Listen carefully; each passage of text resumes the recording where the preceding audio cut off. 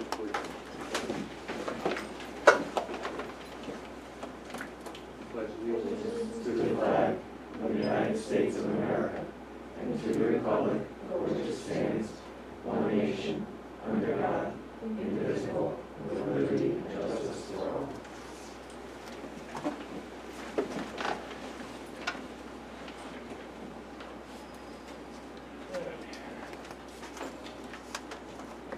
We have this is going to be a new, beginning this, at this meeting of doing our agenda via consent. It's going to be what they call consent agenda. I was a little premature in mentioning that, other than, it didn't mention public comments. Public comments, agenda items only. Any topic related to the agenda may be addressed except for personnel or specific student issues. School board encourages public participation at its meetings to allow for efficiency in conducting meetings and to give each speaker a fair opportunity to present his or her views. The following shall apply to the public speaking portion of the agenda. Each speaker shall state their name. Any questions or concerns be submitted in writing with the speaker's contact information, name, address, phone number. Each speaker shall be limited to a time of approximately 10 minutes, which that number happens to be agreed upon by the board. The board will not permit discussion involving individual personnel or students. There are door remarks through the chair. Community members may not poll individual board members or debate other community members in attendance. Okay, on the consent agenda, I would like to go items A through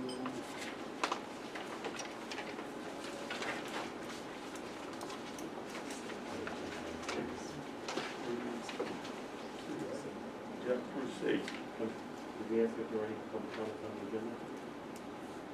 I didn't ask for actually. Yeah. Yeah, actually, let's go with, is there any public comments right now on the agenda? No, okay. Things are different right now, so again, thank you for your patience. All right, so A through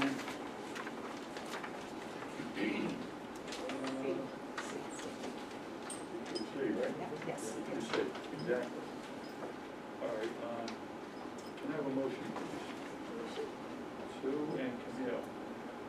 Is there any board members that would like to have any discussion on any of the items within that block we just addressed?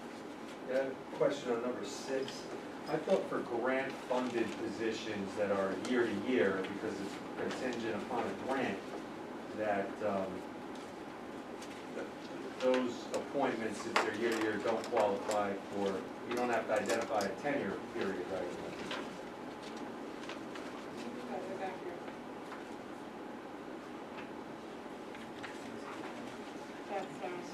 Are there any other, aside from number 6, are there any other grant-funded positions in this particular set? Oh, he is not grant funded, he's replacing it. You're right, I forgot. He's a replacement of a resignation. Right. The name is below this Yeah, appointment. the other two, yeah. Okay. Yep. So, Right, and this is just an amendment to the start date, because he had to honor his previous contract. Oh, okay. Yeah. Right. One quick question on number 5. I know in the past we were always asking for backup to the time that mentors have performed their duties to mentoring new staff members. How do we track the time that they put in with the staff members? That's actually tracked through, we used to call it My Learning Plan, but now it's Frontline. You still call it my Professional. learning. Yes, You do. My Learning Plan. So they need to enter their hours on a monthly basis, and that is There's a lot there. by the mentor coordinator. Because we need to prove to the state that they've had mentoring experience, plus they have a 1-hour meeting once a month where they all come together as well. So they have time each week, and then the one hour where everyone is together as well. Okay. It just seems like we have a lot more names this year than we We had. have a lot more new hires. We hired 20-some people. All right, That's a big amount. also on it, number 6, an individual there, the dates for the probationary period. Did we get an answer on that as far as September 20th and Yes, September that 19th? it's a shortened tenure, it's not 4 years, it's 3. Right, Three, and that but- date is And correct. the date is correct. The date is Yes, correct? I did Okay. verify that with the secretary. All right. All right, but that's obviously, yeah, okay, we're good. Any other questions or discussions on the items within that block that we're voting on? We good? Well, okay, all in favor? Anybody opposed? No? I am an aye on all the items except number 6, I'm a no on that.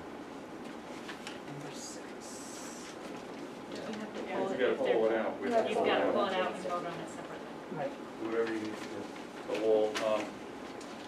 we'll redo this, and it's gonna be on the block that we discussed minus item 6. Right. Item 6, we will vote on that separately.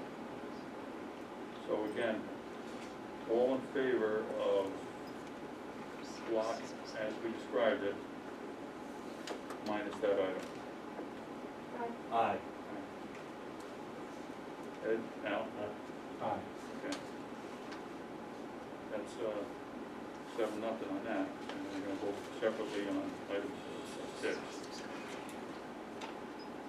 Okay, We need a separate motion for yes, so now you have a motion for Mike and Heather. Okay, and be it resolved that the Board of Education, upon recommendation of the superintendent, approves the amended appointment as presented to the board at this meeting. Can I have a motion? had the motion. Camille? Yeah, Mike. Oh, yes, right, you got it, thank you. Again, this is a little mixed up here. All right, do we have any more discussion on that?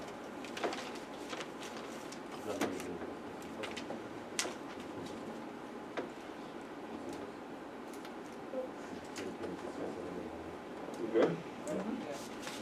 Okay. All in favor? Aye. Aye. I'm a no. You're opposed? Okay. I was All opposed. opposed. So 5, 6, 1. 6-1. Thank you. 6-1, thank you. Okay. Business and operations. That's on there. Let's see. Again, Forward to Assistant Superintendent's Wow. I love All it. right. Assistant Superintendent comments. Thank you, Sarah. Yeah, well, we have lots of updates for you. The first and one that is probably on, well, maybe not on non-educators' minds, but just a few updates on our COVID plans and things we put in place. What's coming around to you right now will be posted on our district website tomorrow. I'm not going to go through it page by page, but this is many of our safety items put in place for COVID. The most, I'm just going to pick out some of the highlights. Some of this is the same as it was last year, but we just updated it. Just like last year, masks need to be worn inside the school buildings by all individuals, whether they're adults or students. In outdoor settings, students or people do not need to wear a mask, so when they leave the building, they can take the mask off, but in the building, they need to have masks on at all times. The mask needs to cover your nose and your mouth, as it has through this whole thing. One of the big changes from last year is social distancing, and especially social distancing in classrooms. The new guidance from New York State Department of Health, which we just received September 2nd, so last Thursday night, was the updated guidance, but also from the Centers for Disease Control, as well as from the American Academy of Pediatrics. They are prioritizing 5 days of in-person instruction over all other, except for mask wearing, mitigation strategies. So nothing that we do to mitigate COVID should prevent students from coming into school 5 days a week. So what they recommend is that you have multiple strategies when you can't reach kind of the gold standard of separation, social distancing, that kind of thing. So again, our baseline mitigation measure is our masks. And then they do advocate that students practice 3 feet of social distancing, a minimum, when possible. We're trying to do that to the extent that we can. We do have some places where 3 feet is not possible. Most of those are happening in high school or middle school classrooms, where, like one particular period where there might be a lot of students in that period. But for the most part, we hit that 3-foot distancing in most classrooms. Adults are still supposed to maintain 6-foot distancing between other adults, but also between students and adults. Again, we're advocating that to the best that we can. The one time in the day where students are allowed to take off their mask beyond short mask breaks that teachers monitor would be during lunch periods. Students are sitting in the lunchroom, less than 6-foot distance, while they have, and they take their mask off only while eating. So they have their mask on while they're in line, they have their mask on while they're getting themselves organized, they eat, and then they put their mask back on as soon as they're done eating. Again, trying to put multiple mitigation levels in. We did keep the plastic dividers in the cafeterias at the tables. And when we're looking at contact tracing and quarantining, it's usually 10 to 15 minutes, depending on whether you talk to Ulster County Department of Health or the guidance from the CDC, of contact without masks. In most situations, students will not have their masks off for more than 10 minutes, even when they're eating. So we're hoping that that's going to cut down on the number of people that will need to quarantine. As far as contact tracing goes, as I mentioned, the standard is really that 10 to 15 minutes of exposure or more. And that can be over a 24-hour period, so it could be 3 5-minute exposures across the day. Those who are vaccinated, if they have exposure, as long as they're not showing symptoms, they do not need to quarantine. So our students who are 12 and up and adults who are vaccinated, there's less likelihood that they would need to quarantine, unless they start to show symptoms. For those who are unvaccinated, which of course is our youngest population, our elementary school students, if they are exposed, and especially if they're unmasked, there's a higher chance that they might need to quarantine. So we're really trying to manage that the best that we can. Quarantine is still 10 days if it's full-on exposure, still 10 days quarantine. You cannot, if you're unvaccinated and you are unmasked, you cannot come back before that 10 days, even if you have a negative test. We're in constant communication with Ulster County Department of Health. They actually have a person who's dedicated to schools that we work with every time we have a situation where there's a COVID positive case. We did have some questions about transportation. That's the other area where we are not meeting the social distancing guidelines. There are, in most cases, probably 2 students to a seat. One way that there's more mitigation, again, masks the whole time. I don't know how many of you have been in a school bus lately, but the seats are very high. I almost can't see over the top of them if I'm sitting in them and I'm on the taller side. So I think that really will limit, to the student who might be sitting next to them, possibly the student across the aisle, as far as quarantine goes. So that won't be a situation where we'll have to quarantine an entire bus if there is exposure. as far as my understanding at this point in time. Now, any of this is subject to change at any moment, given direction from Ulster County or New York State. Can I just have Sure. a question? So I'm assuming on the bus and in the cafeterias, they're doing assigned seating so that they know who's sitting where, if there's Yes. the need? Okay. Yes, especially with our youngest students. In fact, the elementary school, they have the seats numbered and the students know, what number they go to and that kind of thing. And we have, at the high school as well as to a limited extent at the middle school, we place some tables outside. We have some tables in the hallway at the high school because there's more space there. So, we're trying to do everything we can to spread people out as much as we can. I think a couple of weeks we'll have a better feeling for how all of this mitigation is working.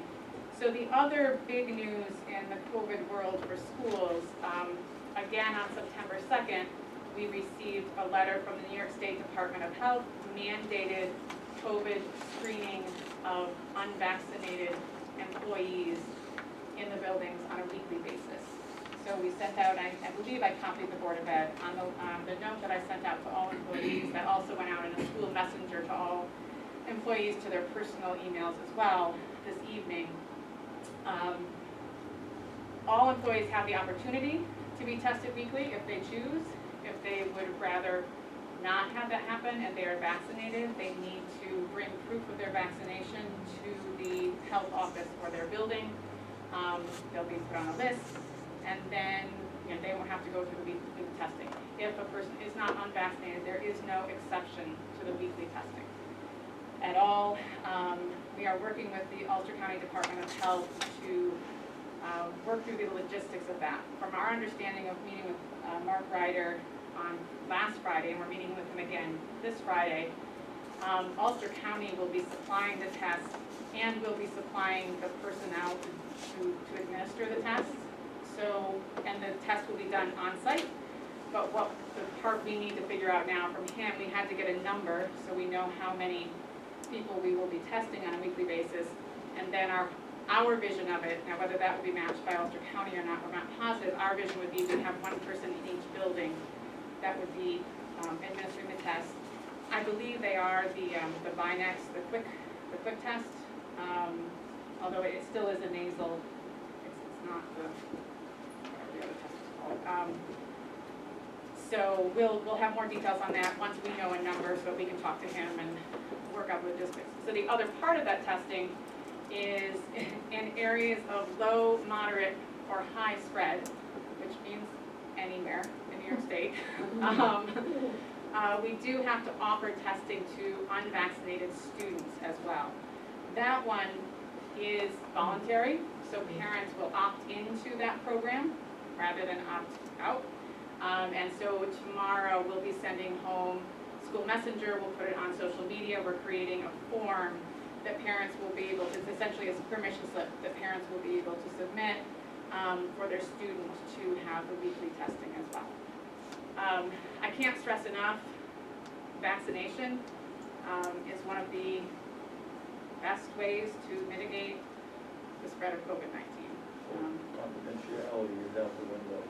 No, no. Because when people see the same staff member. Well, any staff member can and- choose, and- any staff member can choose to participate in the weekly testing. So it doesn't necessarily mean that a person who is being tested is or is not vaccinated. It's pretty apparent though. Well, I will also say, whatever that information, it won't be coming from us, but if a person is choosing to share that information, that's a decision that they've made. We're gonna try to do something that's a little bit more confidential, but truthfully, I'm not sure how we can do that in a way, that makes it completely confidential. But as far as who's going to see this information, it will be our health office people and probably me. Will be. And that's fine, I'm fine with Yeah, that. no. I'm just No, and looking forward towards the I was- challenges that are gonna happen. absolutely, and it's, the other part of it that, when you think of the fact that we're going to be testing however many people each week, that means we're going to probably have more COVID positive people. So that will lead to more contact tracing and more quarantining.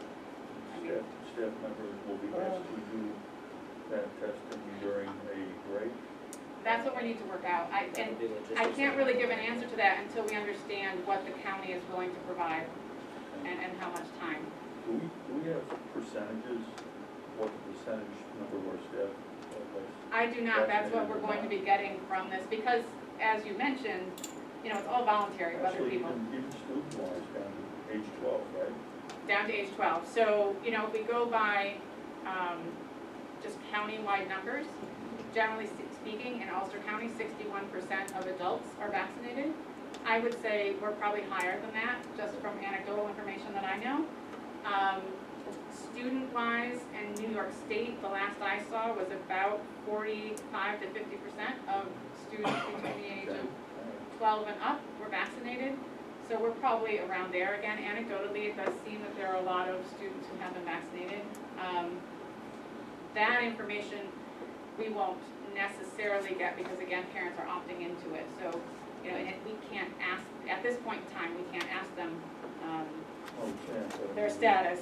But I do know a lot of students have done it, and even, you know, looking at some of our, what we know about some of our athletic teams, it looked like a high percentage of those students were vaccinated. So, you know, you can extrapolate that out maybe. But actually, I've been pretty proud of our staff overall. I think that they, early on, made a real commitment to being vaccinated, and there's lots of reasons why people choose not to as well. But people need to understand that if they're not, they're going to have to they're going to have to quarantine for a longer period of time. Because if you're unvaccinated and you have exposure, even if you're wearing masks, you're quarantining. For the time being, buses will be riding with the windows open. Yes, and we did that all last year as well. And within the classroom, we're not having screening anymore or on the desks. We do not have the plastic dividers on the desk, no. It was one of those things that, in a lot of ways, was more of a hindrance to education than not. It was actually hard to see through them, or see through 3 layers of them. We talked about the plastic dividers really were for when they were eating Yeah. last year, and then, But, you know, we all the know. folks are like, well, wouldn't it be great if they were Classroom. everywhere? Well, you know what? It was not so great. No, I know. Not I for know. education. I saw it in action, or inaction. The other thing to Sarah's point with those letters that are going home to families and to our staff, there is a link to the Ulster County site to sign up to get vaccinated. The site will be opening back up at the Best Buy location in Kingston.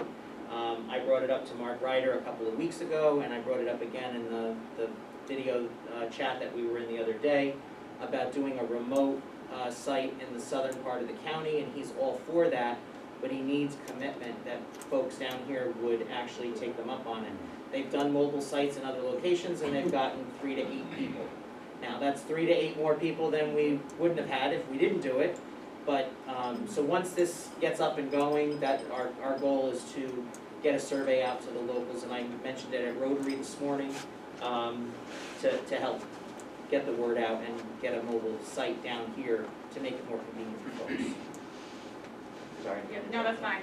And when I clicked on that, the Ulster County site, the most, he said the closest appointments that I noticed on there were the 10th of September, which is what, 2 days from now. So, you know, they're definitely available. Anyone that's interested, you can definitely find it. It's on the Ulster County COVID, I think it's COVID vaccination. Ulster County, yeah, I don't remember what the full title of it is. So you know, we'll keep you posted on that. You know, I anticipate that we probably won't start the weekly testing, maybe by the end of next week, but that would be pretty quick to get it all in place. But I would expect that by the following week, we should have things in place to get things going, especially for the adults. Is there a requirement, or is it just as soon as possible? Well, the guidance says immediately. But, you know, there are, and you know, we're a small district. So bigger districts, it's going to be a lot. So, you know, so I do think they seem very committed to getting it going. And we talked to him Friday, and the information has just come through Thursday, so, you know, it does take a little bit of time to get this all straightened out. And I really have no idea how many parents will want to participate in that program. You know, given the way numbers are going and the number of students who are being impacted this time, it might be a higher number. Okay, so that's COVID. Any other questions or anything that people have had? Yeah. For the students that are quarantined, the idea is that they're quarantined when they log into their classes at all grade levels, or? 6 through 12, because it works on a period by period basis. We'll easier to do that. For the elementary school, the way we kind of finished the year last year is they worked directly with the teacher through their Seesaw or Schoology site, and then there was some more interaction with the teacher, just because in elementary classroom, you don't really get that experience if you're zooming in. So that's where we are with that. And then with the water fountains, Yes. they're turned off, so getting water, will it be jugs or? They do have access to water, yes. And certainly if you have any other, as you take time to really go through it, if you have other questions, let me know. A lot of it is similar to last You year. said kids that do have access to water? Yes. Yes. So if I want to refill my bottle, where would I go in this building? In this building, I have to ask, I don't know. There's a cooler in the front lobby, Okay. right by the front doors, there was a cooler set up. And there might have been other ones throughout, but that one I know. Similar with the middle school? The middle school had one in the lobby as well. The elementary school, most of the classrooms have the water in the room, Water and the fountains. teachers were being asked to fill those bottles so the students weren't cross-contaminating. Thank you.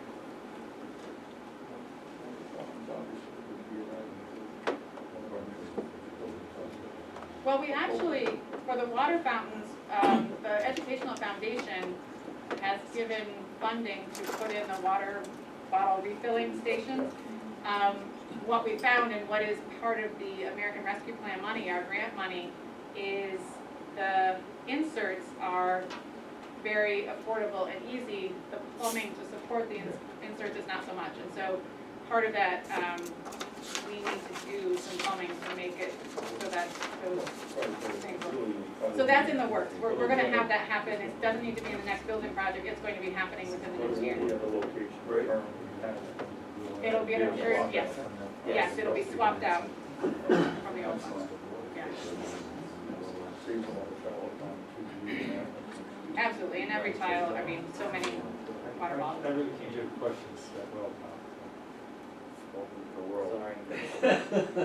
Sorry about that. No, my question was that ensuring that fountains get swapped out properly via the funds that we have to make every one of them water bottle capable. Yes. The water bottle With that refilling. rescue money, right? I think that was Yeah, all that's that. what, exactly. we need to redo the plumbing. Oh, sorry about But that. it's, No, that's all right. I would assume it's just those are all single line, they should have shut off each one, so I could Some of the not older tell ones you don't anything have. about this. I just know that you don't know about those. Mr. Miller came and said Fixture. that we need to do some sort of plumbing to support Right. whatever they need. Some will work. Yeah. PVC type stuff, even if it's Okay, so that was COVID. The other update I would like to give you is the rec committee, the equity committee. Our first district-wide meeting will be September 28th at 6 p.m. Here, hopefully in the library, given all COVID things. But one conversation that has come up, that came up towards the end of the year, and also in conversation with teachers as we move into this school year, is we would really like to expand the representation on our direct committee, so that we can have a little bit more representation from faculty as well as from parents. Currently, we have one parent member from each building, one faculty member from each building, one HSA member from each building. And I think, we were trying to keep it smaller so that it's a little bit more manageable, but over the last year, we found that made it harder to really get a cross-section of perspectives on the committee. So that there's two different directions we're going to go. We really are going to look this year at creating building level committees that would be, kind of advising the bigger district committee, but we also would like to expand the membership on that larger committee. So most of the members from last year wanted to stay for this year as well, but we would like to put put applications out to see if we can get some new members as well. So I just kind of wanted to let you know and make sure that that's a good direction that This people for want. the equity committee? For the equity committee, correct. Yes. What's the date on that And meeting? there's subcommittee. September 28th. And we're planning to send something out for that soon, just to remind people of what the date is, but, You have to wait. so, we're all good with that? We'll put the applications out there so that maybe then we can have them for the next board meeting for people to look at as well. Okay? And the only other last thing I had was, we had great 2 superintendent's conference days to start the new school year. I think I copied you on the email, but just in case, I forgot to push color for your print, so it looks prettier. Save money. It's actually the same on the copy sheet. So, we started the day, we had meant to have our big, everyone into the auditorium, welcome back in person like we normally did, but given COVID numbers, we went Zoom for those big early meetings. And we hadn't expected to, but we did start off with our COVID protocols for 2021, just going through all of that with teachers. And then Mr. Freer did his welcome, and then we had traditional mandated training, sexual harassment prevention, and a DASA refresher from our district council. Our various bargaining units had opportunities to meet, and then again, more mandated training. This was online through NICER, bloodborne pathogens, right to know. We actually need to catch a few of our HSA members up on that one because they were going to do it as a group, and that day the NICER was down. They had some glitch with their program. Yeah. So we need to catch a couple of people up there. Other than that, transportation had their 3-hour refresher courses. The buildings had their department meetings and other kinds of meetings in the afternoon. The next day, Dr. LeBlanc, who is our facilitator and contractor with our district equity team, he presented to each of our kind of constituent groups as well as each building. And really what he did is a lot of he updated our buildings and groups on the work that the direct committee did last year, and just really talked about what the work we're doing is, what the work we're not doing, what our goal is, and ultimately that's that we want all of our students to feel welcome and supported in our buildings. We want to make sure that our students feel represented when they're here and that they have a voice in what's happening. So he did that for all of our transportation, food service, secretarial staff, teaching staff, everyone across the board. And it was very well received. I sat through, I think, half of the meeting, or half of the presentations. There was a lot of good Q&A, got some good feedback, from especially, I hear from teachers a lot, but it was really good to hear from our transportation department, our food service people. They see the students in a different environment than our teachers do, a little bit more unstructured. They see and hear more, and it was good to have them give us some feedback.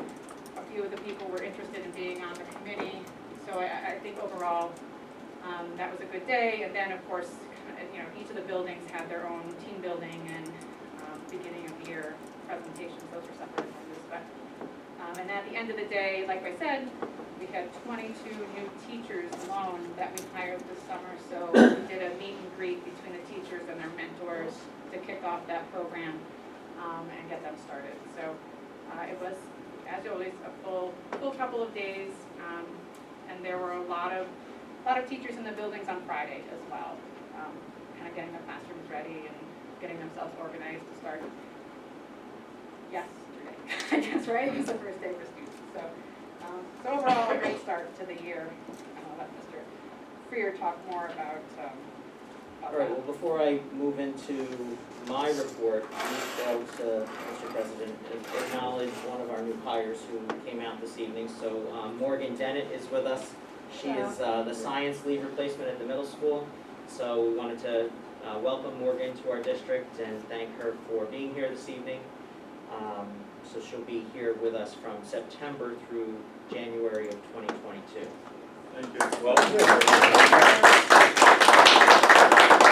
Just one other acknowledgement on the agenda. We do have a retiree, Karen Rogner, will be retiring at the end of this month, just in a couple of days actually, and she's been with us for 22 years at the middle school as an aide, and she's been invaluable working in our library over the years and helping wherever help is needed at the middle school. So just congratulations to Karen and wish her very well in her retirement. All right. So as Sarah talked about the opening days with staff, opening days with students were those exhilarating days that we all look forward to. Life came back to our buildings. The 3 district administrators made sure that we went to each of the buildings. We welcomed students off the buses, welcomed parents, and students as they came through the car rider lines. And as with every first day, there's always some traffic, and so we experienced that both the elementary and the middle school. There were quite a few car riders on those days. I spoke to Mr. Darling and to Mrs. Coburn today, that those numbers have decreased slightly, but there's still a large car rider population in both of those buildings. I wish I could say there were smiling faces, but we could see smiling eyes. As we walked through all the buildings, it was great to hear the laughter and at the high school level, you could hear that they were so thankful to be back with their friends that they've been away from for a number of years, also at the middle school and the elementary school. We'll see those kindergartners coming in, skipping down the sidewalk. Town of Lloyd Police was on site at the elementary school.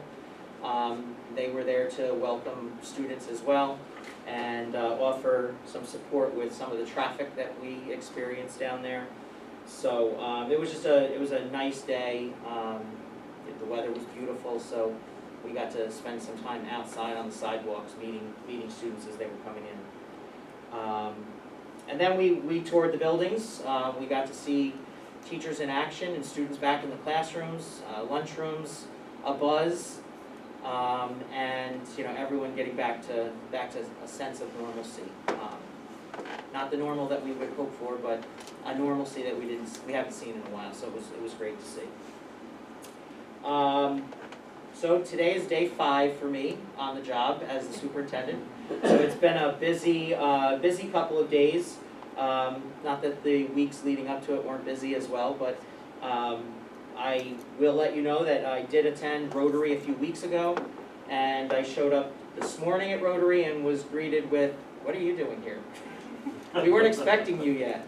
So I thought it was important that Rotary hear from us that we do value what they do for our schools, and to let them know that we had a great opening. I also reminded them that buses are on the road and the red lights mean don't go around buses. Not that Rotary typically needs to have that that acknowledgement, but I'm told that I will be installed as a member next Wednesday morning at the diner at 7 o'clock in the morning. I'm meeting with the Rotary officials on Monday, so that's in the works.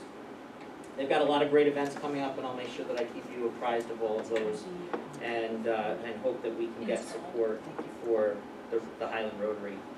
I sent something out to all of you in the email over the weekend, I believe it was, or the days are all running together, so this might have been just the other day, but New York State School Boards Association convention is coming up in October, and if anyone is interested in attending that, it's down in New York City. We would like to get that registration in before the registration prices go up, so I know Sue, you've mentioned that you were interested, maybe not the whole time, but It's under miscellaneous too. yeah, if anyone's interested in that, please make sure that I can get that information to Carly. And then This came across our desks today. I guess it arrived here sometime over the summer, but as I'm going through materials, I found that on Monday, we have been invited to SUNY New Paltz as part of the Benjamin Center and the work with Assemblyman Cahill. And this is a Science Lab initiative. This has been in multiple rounds. Kingston City Schools were announced to see, or they got funding for a third round of the program, and they have now opened it to other schools in the area, including Ellenville, Highland, Kingston again, New Paltz, Onteora, Red Hook, Rhinebeck, Rondout, Saugerties, and Walk Hill. So I'll be attending that, and possibly Mrs. Dudley Lemick as well on Monday. It's a science lab initiative, and we're hearing that out of this comes some possibly robotics materials and makerspace funding from the Benjamin Center through Assemblyman Cahill. So I'll keep you posted on that when I get more information. And Sarah had the big one, the COVID thing. We've been working on that all week, and she's done an incredible job getting that all together. She did attend the Ulster County meeting with me, with Mark Ryder, and just trying to, it's always nice to have a couple sets of ears as you're going through that.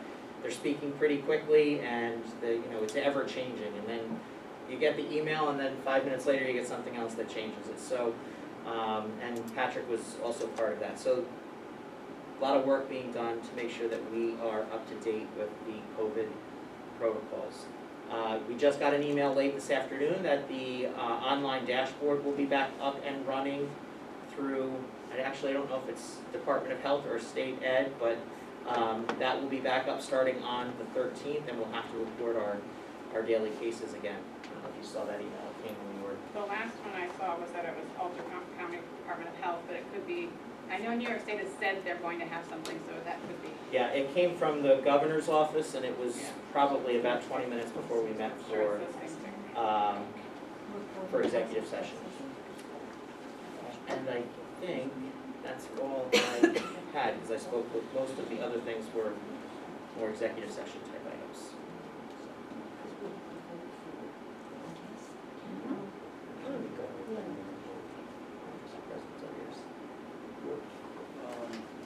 Actually, I have a question. Yeah. Sure. When do we have our new student rep? Can we just talk a little louder, so that The we new can- student rep, that is something New that, student rep for the board, when we install. I wrote that down already, so I'll talk with Mr. Zimmer. the high school will be working on that. Yeah, I don't know that they've done any of their class elections or any of that kind of thing because of COVID last spring. So we'll definitely be able to update you. It could be that they'll be at the next meeting, I'm not sure. If not, then I'm sure by the first meeting in Probably the October. first one. Potentially, it could be the model we had last year, two. I think we're going to push for one. One, Yeah. great, good.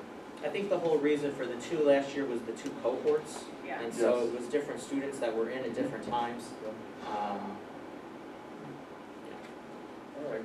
What about open house? How's that gonna be handled this year? Open houses will be virtual. So the building principals are getting that information out to their parents as we speak. So I believe elementary school is I don't remember the dates, but the way early they're, next week Next maybe? week. yeah, they're going to be, so normally at the elementary school, you have 2 grades coming in, so from whatever, 5:30 to 6, whatever, will be, for instance, kindergarten, and then from 6:30 to 7:20 will be 5th grade, so that you don't have to double up. And then the middle school and high school, just like you would normally do in person, you'll follow your child's schedule, but it will be Zoom meetings. Kindergarten and 5th grade are on the 13th, 1st and 3rd grade are on the 14th, and 2nd and 4th grade are on the 20th. And then, And the middle school is on the 23rd. and we just changed the high school this afternoon to the 29th, because it was going to be the 28th, which is our direct meeting, so we're gonna not conflict with that, so 29th. But they're all sending information home. Thank you, Patrick. Okay, Board of Education, new business. Item 1, NISBA, Area 9 Director Election Ballot. The following school board members have been nominated by the 5-member school boards to be candidates for a 2-year term on the board of directors of the New York State School Boards Association, effective January 1st, 2022. Each member school board acting in a regular or special meeting is entitled to cast 1 vote for 1 candidate. So at this point in time, we have to narrow this list of 2 names down and to come up with a candidate and No, I think, Tom, you should just, if you're doing a roll call, I think each member should vote yes or no for an individual. So if I'm supporting one individual, I'm gonna say yes for Tom Miller. yeah, all right. If you want to do it They that say way. the name, Okay. right? So It they doesn't, say the it name. doesn't clearly delineate it I don't that way, think we, but, I don't think we can eliminate a name okay. unless we vote on it. Right. You can't eliminate a name. Okay. You put 2 names up there, we have to Yeah, that was vote my on it. question. That was, Like, we're going back and forth Yeah. on it, so. and Yeah, I'm thanks sorry to about the- that, that's how it was kind of addressed to me by the attorney, having it set up like this, so, Yeah, and then we just vote Yeah. whoever you want. All okay, right, And and that's whoever fine. garners the most votes is. okay. No, When that's- it's called, you'll either that's say fine. Brendan or Burns. This is about as clear as mud, though, you know, so there's questions. Well, we got legal We involved. got it. We're good. We haven't had to do this in quite some time, so Yeah. I will go ahead. Tested. So they're both names are John, so maybe I know, just- I'm gonna go by the last name, and as the district clerk, I'm going to do the roll call, okay? So I'm going to ask each board member just to say, well, Redmond, for John Redmond, who's from Florida, New York. The other one will be John Burns, which is from Ellenville. So I'm just gonna go by the last name to distinguish them, and if you can just say, who your vote would be. So Camille, Redmond from Florida, Burns from Ellenville. Burns? Burns. Mike Bakaxias, Redmond from Florida, Burns from Ellenville. Burns. Okay. Alan Barone, Redmond or Burns? Abstain. Okay. Ed Mizell, Redmond or Burns? Burns. Okay. Heather Welch, Redmond or Burns? Burns. Sue Gilmore, Redmond or Burns? Burns. Tom Miller, Redmond or Burns? Burns. Okay, so that would make a vote of 6, 1 being abstained. All those in favor for John Burns from Ellenville? Say Aye. aye. Okay, That works. thank you. Okay, next item, establishment of scholarship. Be it resolved that the Board of Education, upon the recommendation of the superintendent, approves the establishment of the local memorial scholarship for the 2021-2022 school year as follows. This is going to be the Highland class of 1972 50th reunion scholarship. I have a motion. Move it. Al and Heather, any discussion on this other than thank you very much? And this organization has a designated person, a designated contact who's gonna do this year in and year out?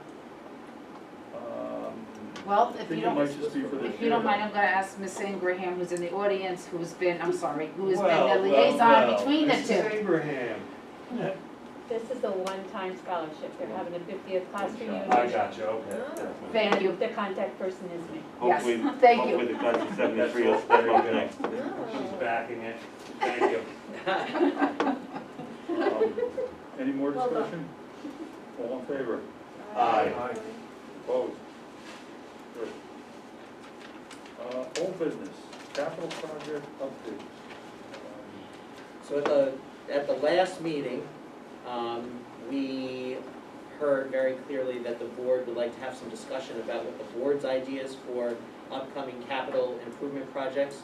So we felt that this would be a good time to brainstorm board members, what your ideas are. We'll bring them back to support services, and then support services could mesh those with what administration had presented, because our list was quite long, but I know that there was definitely some particular items that were mentioned, and so if we can, We can have the full discussion on each of the items as you want to bring them up, but more importantly, just we can get your ideas so that we make sure that this is not just driven by one, one set of folks. So really getting your perspectives.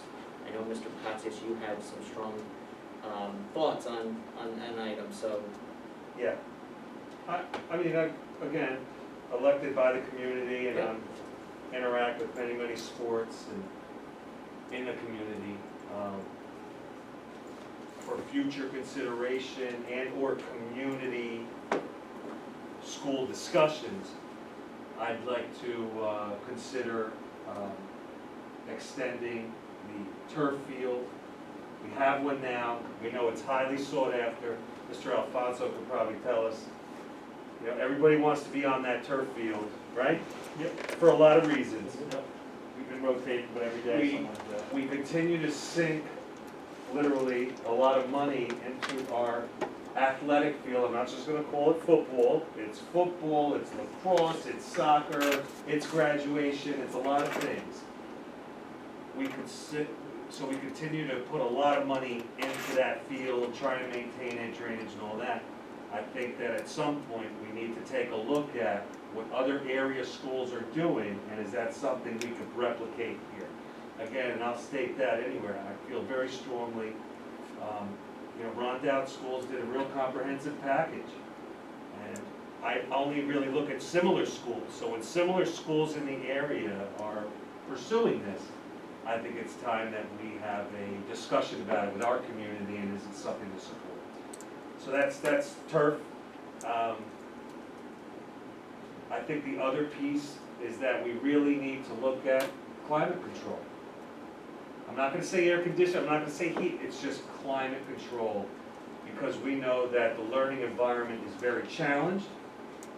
And I'm not gonna ask you if you're a global warming person or not. We're not gonna get into that aspect. What we do know is we're dealing with fluctuations of temperatures as you move from September to October.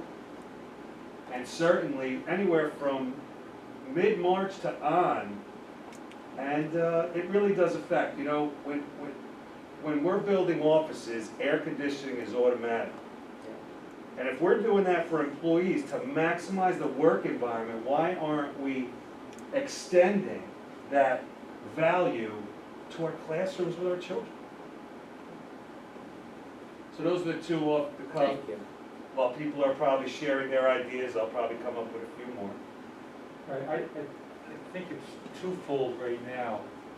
Number one, we're going through our building condition survey. Victoria, did we get any response back on that? We don't have it back yet. So that's being done by our current design team, our CS Arch. So we're gonna wait for that. This is based on the support service. And the other piece of it is, we've had some preliminary with Bernie Donegan, our bond counsel, to try to see what the maximum amount that we can put forward as a bond, and that's gonna be determined by our capital reserve, how much money we can take from that to offset the capital, probably make it, tax neutral. With that being said, Mike, an answer to your question, it was something that we had on our radar way back when, and our other projects never came to fruition. Depending on what our total bond would be, and Victoria, you can correct me if I'm wrong, there's a ratio that the state allows for, I'm gonna call it extracurricular, non-educational type activities. So turf field, a new press box, has been on our radar also.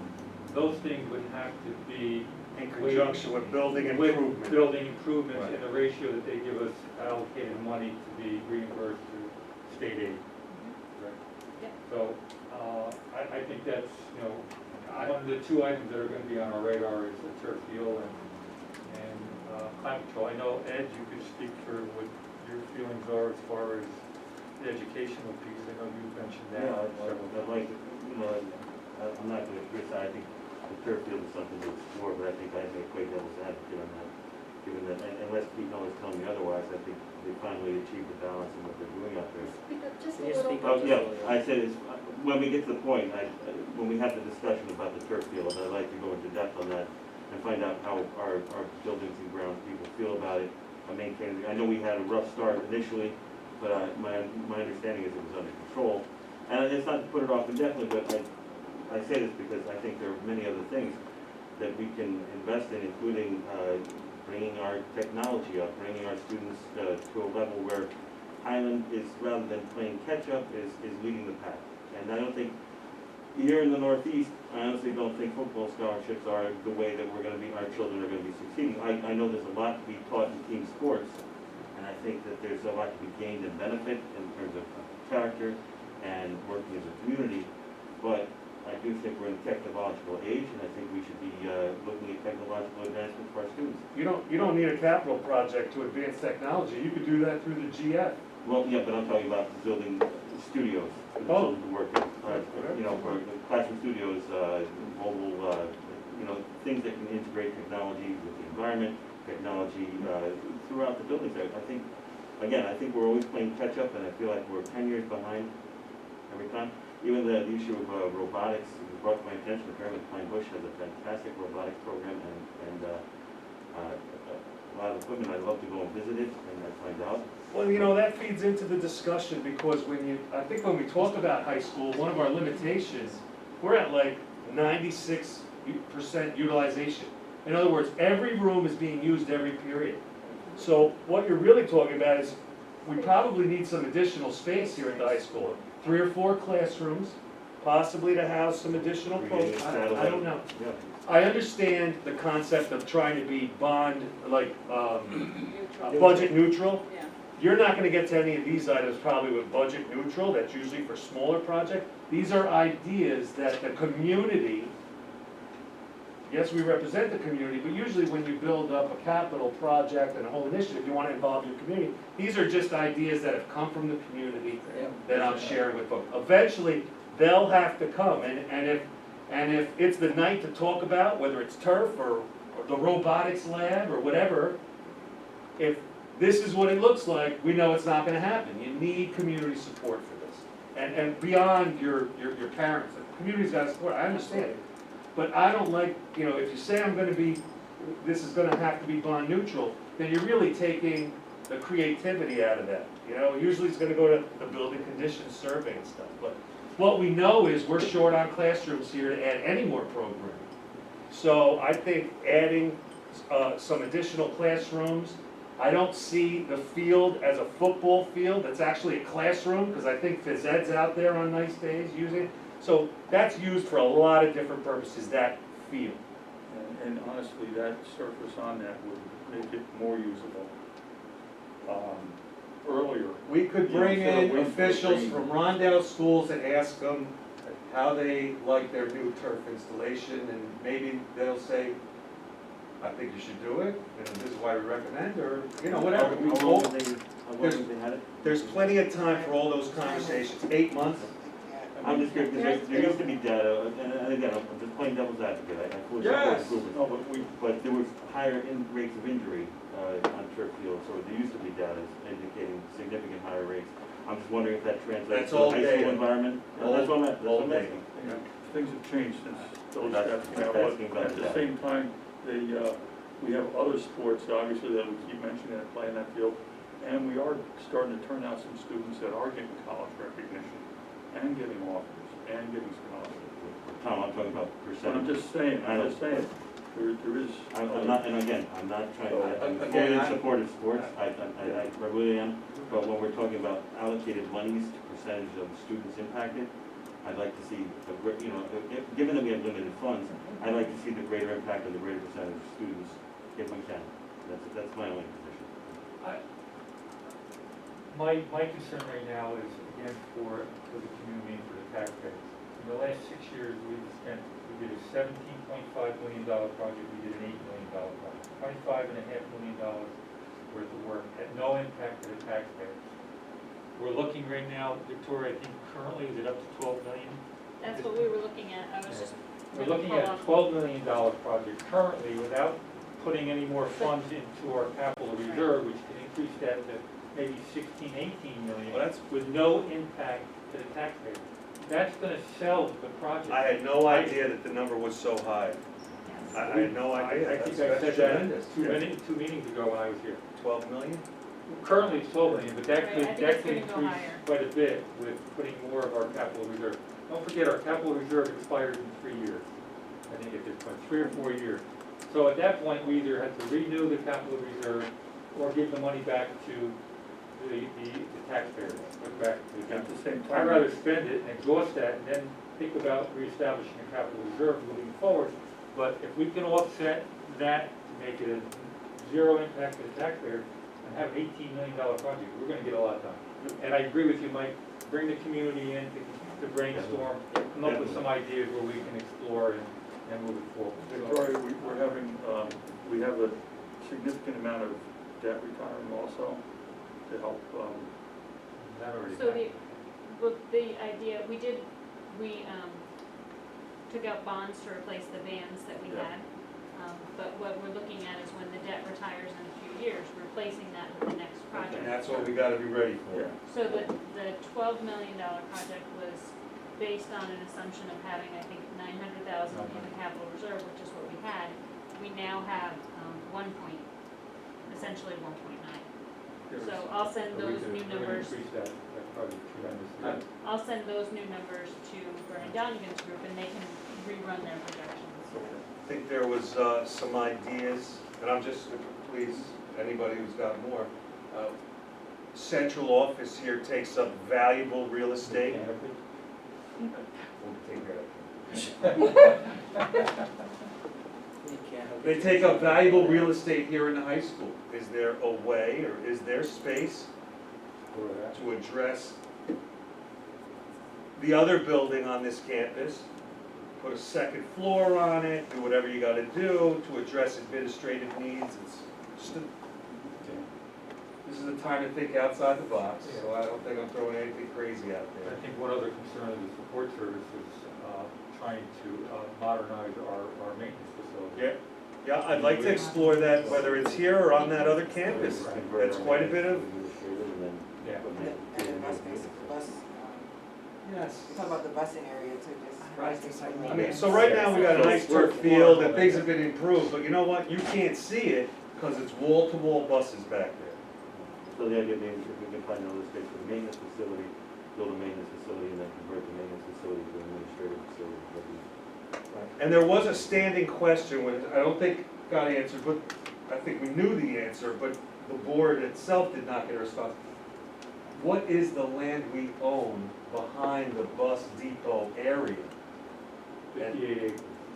Well, I know that, but I'll go for, what is that, and is that usable? I know up on top, there's a considerable amount of work, we're on a shale hill, so Right. that we know.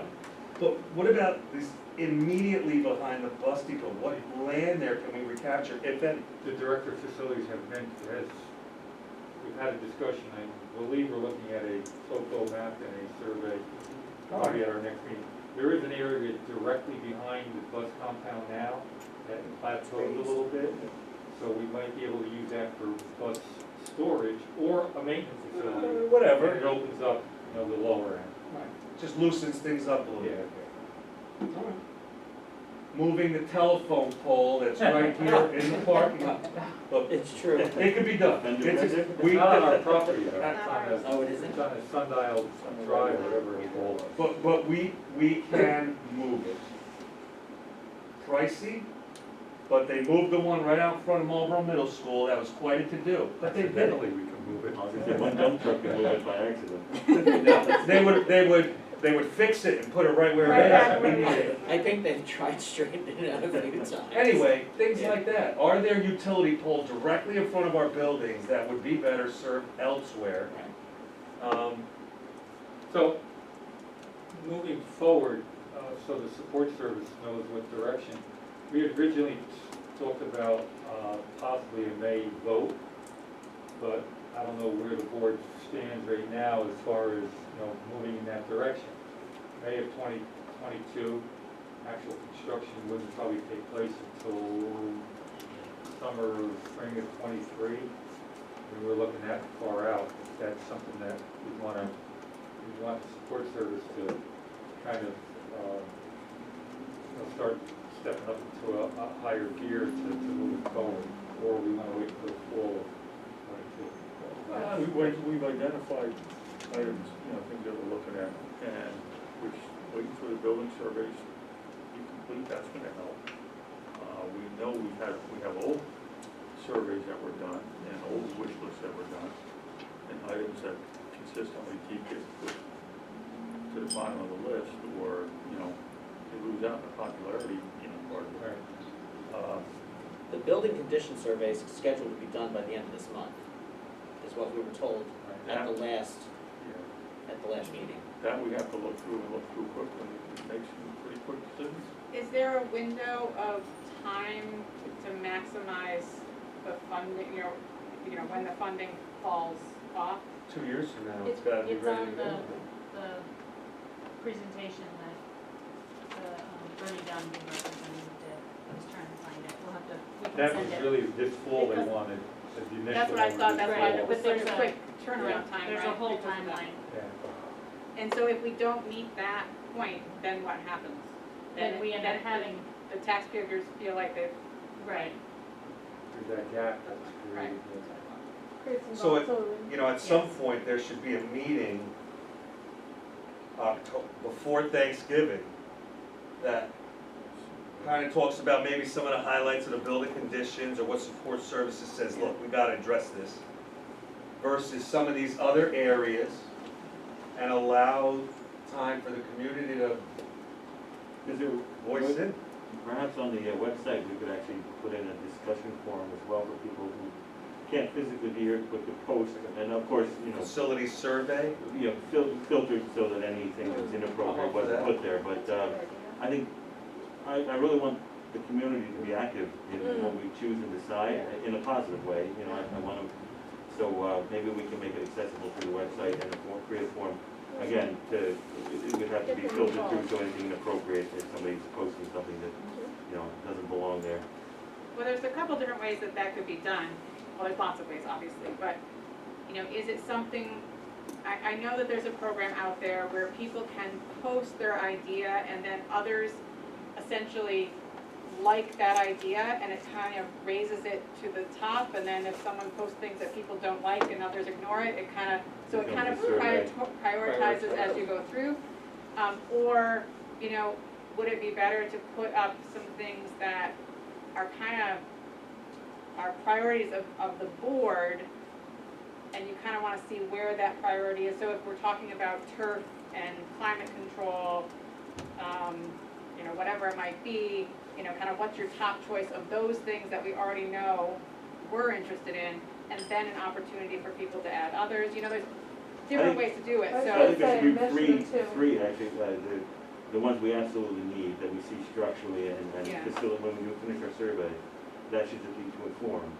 Then below that would be, as you say, the things that we're thinking about, and allow them to give feedback on that, and then an open space where if they have suggestions, they can put it. So I'm basically putting in 3 tiers, I mean, So I think an open space is important, because very I much think so, yeah. there will be things that maybe none of us are thinking about, that Definitely. somebody from the outside who's just a standard user of our space is thinking about that, maybe they don't say anything, so I we think wanna it's- hear all The voices. best And ideas maybe come a from, user of yeah. other spaces that has, And they'll know Right, or experience other places things that, the community may want and that we weren't aware of, or they're not even aware that they can ask for. Yeah. I'd love for us to become more, for the community to become more involved in the grounds too. Yes. Tom, I think we should probably, to jumpstart this, is possibly bring Bernie Donegan in, maybe at our next meeting, kind of see where we are, where that gap falls, Where's that time frame? and We the need to make timeframe, that. and then what we can build around. I mean, it could be an $18 million project, but we should know that up front before we start exploring, how we want to address it to the community. At least they know, hey, we could build an $18 million project with no impact. Now come up with the ideas of what you want to try to see, that we have the additional monies, that ratio between educational and non-educational, what we can spend. So Tom, my take to you would be to try to get Bernie Donegan in here, through Victoria or That's what we're Joel, just discussing. try to get by the next meeting, as long as he's had sufficient time to put that information together. Well, it'll be a quick PowerPoint, I mean, it's. It should not be, very- they already gave it to us, so It's they already really just mostly have to put refresh together. it. Right. Yep. It's always good to see Bernie. Yeah, he's good. No, that's fine, we've already, Are we gonna do tours, in the past we would do tours of the building, just to kind of, so if we're going through this, maybe going into the building, Yeah. to see Yeah. what might pop out. Victoria, what debt is being retired? Which one? I have to go through the whole debt schedule and bring it to you, Okay. because there's a number of, Right, there's quite a few. there are a number of bonds out there, Huh, so. okay. I didn't know we had that. Okay. I've got a question in regard to, the ARP and CRSSA spending plan. I just quickly added up what is, building, and non-educational. And it's like maybe about 1.3 million. Could we move some of that into the project, the capital project, and perhaps think of beefing up the reading teacher? Maybe at the elementary school or the middle school. I see we only have one position for the high school, but I think it would behoove us to maybe use this money for more reading specialists. It's certainly something we can look at. The biggest, the biggest thing is always when you put people into a grant. How do you sustain that Right, long term? Right. But still, it would help with the learning loss that we've suffered. And, perhaps it wouldn't be needed in 2 years, or perhaps there's a way we could keep that person with financial magic.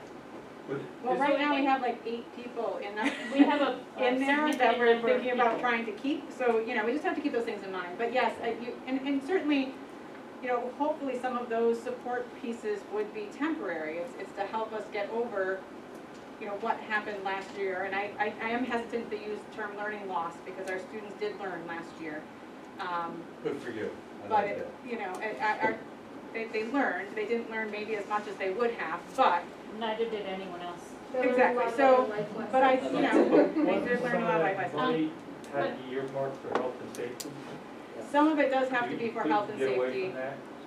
but, 1.3 million, probably Yeah, that's can more you than it pull needs, it? because that's what, about a quarter of the money, Correct. so. The elementary school is having some very positive effects with software. Is there perhaps additional software we could fulfill the needs that Sue's looking at, that perhaps the people there could utilize it? And we'll look Yeah, I at think there's lots of different for that, directions we can go, and certainly, we're looking at, right now, the math program that we're piloting at the middle school is all I'll speak up. virtual. So, we're investing in some of that. We're going to be looking at our math program at the elementary school as well, although I think that's in there. Yep. But yes, we could certainly look at supplemental programs as well as people, for reading as well. there's learning loss every year, no matter what you have. That's just because we're getting older. Tom. No.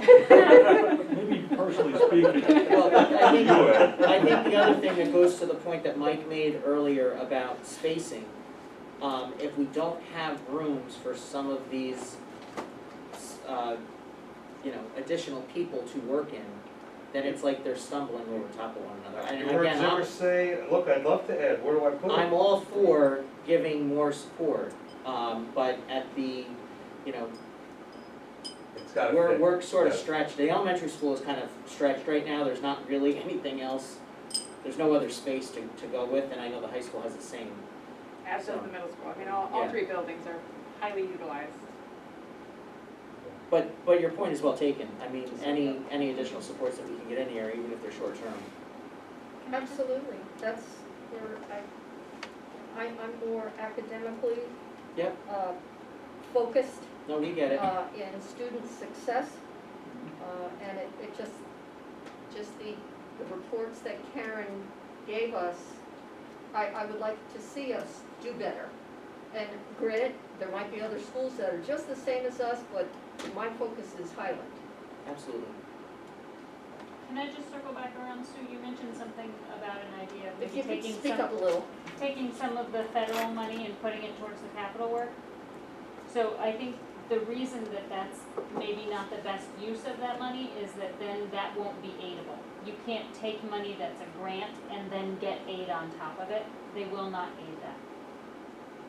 And our aid percentage is pretty high. 2/3, 1/3. So, yeah, so.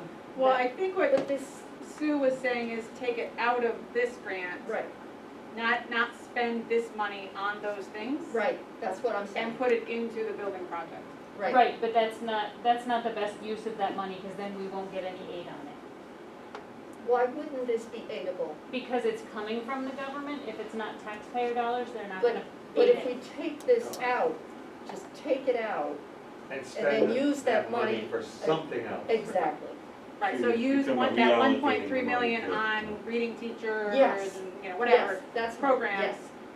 And And put the building things that we put in there which is into the new aidable. building project. Oh, So not Do we have transfer to the money, document that back to the? Okay. transferring just the That's- geography of the Okay. project. It's alright. gonna be Well, like big you would be creative. purchasing I was- something I else think I within understand. those Yeah, I was thinking. parameters. If academically we saw the need, we could create a remediation program, just a temporary remediation Yes, program. and there's a lot of And parts of utilize that those that are funds in in there. that Yeah. fashion. So it would have a Let's beginning do date that and an now end without date. our, Oh, and- that makes sense. do that now. Uh-huh. We don't need our approval. I think, That- I that's heard my what you're idea. saying, Sure. Sue, and I agree with you, but probably some of those things that you might pull out might not get done for 3 or 4 years from now. I mean, that grant money can activate those items within the next year or so. That's the only thing. I know some of that money is earmarked for health and safety, so I think we have to look at And how I, the government is going to look It's at. just, No, I know what you're saying, it's yeah. fencing around the elementary school on there, which is a big number. Right. Generating That's ideas, I huge. like it. You know, all the drinking Right. fountains, a and big yeah, number. let's borrow it and get the aid on it. Yeah, Yeah, agreed. it's, we don't need a fence at the elementary school Huh. now. Have you have you seen it? seen it? Yeah, we No, do. We but could it- lose, but we it's- could lose kids in a Yeah. ravine. It's Around the bad. elementary And school. sometimes I would also say, Sue, that, you know, the physical plant is an important boost to education because the way students feel when they're here, Mhm. you know, if they feel like it's a positive and welcoming place, they're going to be more likely to Right. feel like, you know, they should. Yeah, Do but I better, you feel, know, I that feel that part of right it. now, I feel our buildings look awesome. They Oh, do, they do. but there's still more, and Yeah. you might want to just drive by the elementary school, that fence. It- It's that not was our, just- it's not our high yeah, point. yeah. Usually they're the areas that we don't see from the Yeah. road per se. Yeah. But But Sue, you if bring a follow very that fence important line, point, it gets a that we little need to grisly. keep I- on. Yeah, I- it's just, I'd rather see us get the aid on it, you know, and just, Do we know, and we don't have to right now, you can just say, I don't know, but we know that there's several building projects within our school district. Adding bodies, adding capacity. Do we know if we've had what's our lost gain from this year to last with the student body enrollment? It's fluctuating by the day. Some of the new apartments coming in. it was about Good. 1570. It's not going I'd up. say the decline's been about 250 students over the last 7 or 8 years, so we Yeah. have that Lately, capacity the to area fill those. real estate's back on the rise.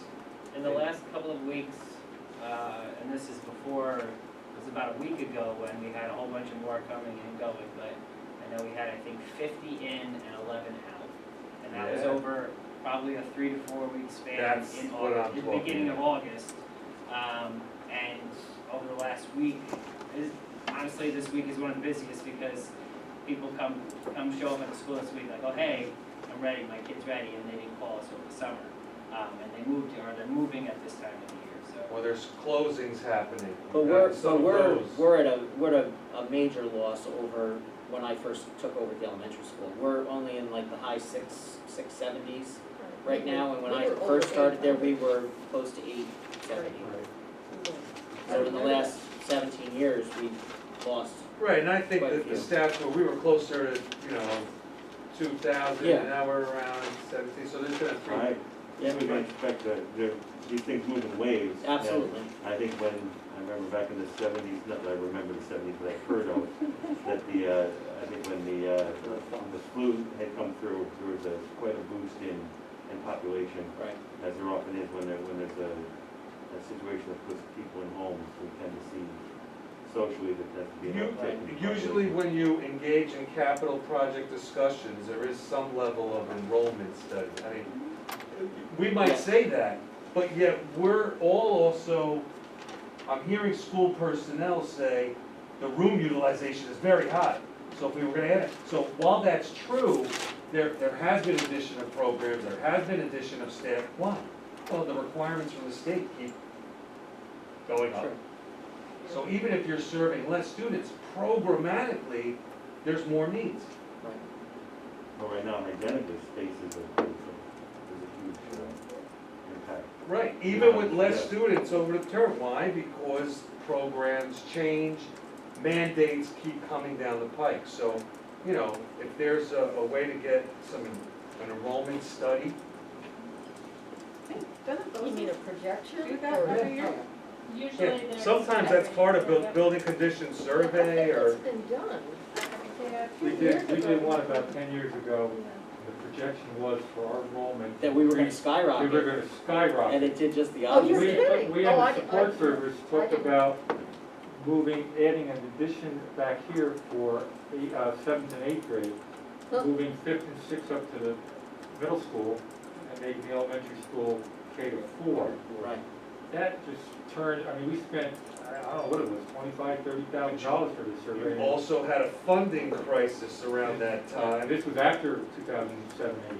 Yeah. This was in the early I don't 12, remember that. 13, yes. Yeah. They projected, I think I still have a copy, they projected our enrollment to Huh. skyrocket. I don't remember that. Anyway, So, What's our, what was our kindergarten enrollment, do you know? I think we're at 126, right? Okay. Around that number. So that is, that's. It's a more normal number That's a than what num, we've that's seen. normal. let's see what. Yeah. So it might be interesting to just take, even the data that we could pull, Yeah. we're smart people, we see trends. Can I shift topics just briefly? I had some people asking me about the busing situation. I know the busing is new and we're trying to get under regular routines, and I will speak up, sorry. It's okay. If I turn my head, No, I can hear sorry, you better. I keep forgetting this. I tend to speak low to begin with. The busing, there are some parents who have been waiting to hear, I guess some of the children are coming back an hour after they're supposed to. There's been some significant delays, and I don't think they're concerned so much about the delays, but they want to be contacted rather than having to wait at the foot of a driveway. But, Maybe for a an hour. message to go out that says Yeah. bus. Yeah, so, expect I mean, buses I to be understand there later. are hiccups and we have to make accommodations. My understanding for one route was that there's so many children on the bus because it also takes children to karate and it takes them that they're making 2 loops to refill the bus. Yeah. But, so when the children are getting home an hour later than expected and the parents aren't notified, I have That's some a lot. concerns about that. So, no, we can discuss that with Kathy tomorrow. Any other capital project updates, just so we're coming back to any other ideas? So the building condition survey will be done We're told by the end of the month. end of the month, okay. But one of the things that the building condition survey needs is a series of questions answered by our director of O&M, and he has not received those yet. So, Thank you. I think what Mike mentioned about the enrollment study, we're talking about, I think some of it needs to be done. We're talking about trying to increase spaces. Is it truly a need, or maybe how we utilize? I love what Ed said about the technology, but, you know, we need more staffing to operate those spaces too, which needs more space. So I just think we're gonna have these conversations that will be helpful to see. There's the construction happening. I know in my neighborhood, there's a whole bunch of houses being built. You know, will that bring in younger children to our district? You know, to be determined, but just thinking about long-term proper use of that space. So I hope we can try to get something like that, done, some data. And there's one other. That's the school study council. Yeah. Steer you in the right direction. Yes, I forgot my other point. One other point I wanted to mention, I'll come back to it. I'll write it down next time. The Well, school even if you study think council about it- does that? Maybe that's the school study council. Camille, if you think Point about you it in the even right after, direction. just shoot us an email so that we can get it on the notes. Playgrounds for middle school. No. That's my idea. Are we done discussing capital project? Any other questions? Ideas? No? Oh, just going back to capital project updates, current project, I'd just like to propose that we have the contractor that's doing the canopy to be informed to stop work for the time being until it gets resolved through either our director of facilities or the design team. Have to proceed. I believe they stopped the work today for a meeting tomorrow. As long as they have that, you know, the authority coming from the board, that we want that stopped until they resolve it. And it's in the best interest of the district. And we'll make sure that you get an update tomorrow at the conclusion of that meeting. I remember the point I was trying to get at, the architects, they have the ability to go into a building and look at the capacity to show whether we're, you know, at capacity, under capacity, over capacity, so I think maybe too, we're talking about these projects and we can have, I'm not sure what stage they could do that, It's a building utilization. but the architects Survey. could put a number based on their enrollment and they look at projections, but in my own experience, I've seen that, it's been very helpful. Have Yeah. some metrics to that. Yeah, maybe he could make recommendations in better use of our space. Yeah.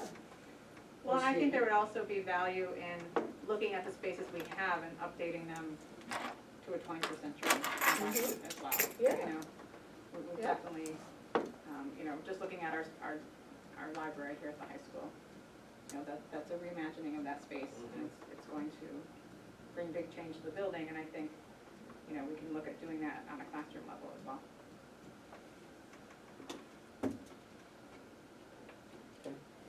Good?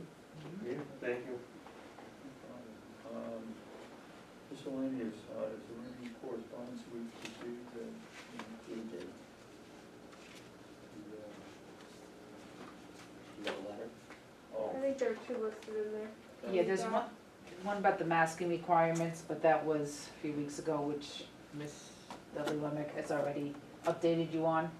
And the other was from a community member that you did respond back to. I did, yeah. Yes, I did thank you. respond. Oh, you did? Yes, That's, yeah. okay, I was, That took place. are we going to be copied on that, or? I can forward it to you. Oh, I'll do it right now, yeah. Or if you want. I want to make a public comment in, I appreciated her letter. I felt it was very well thought out. It was a lot of emotion there, and I sincerely appreciate that she reached out.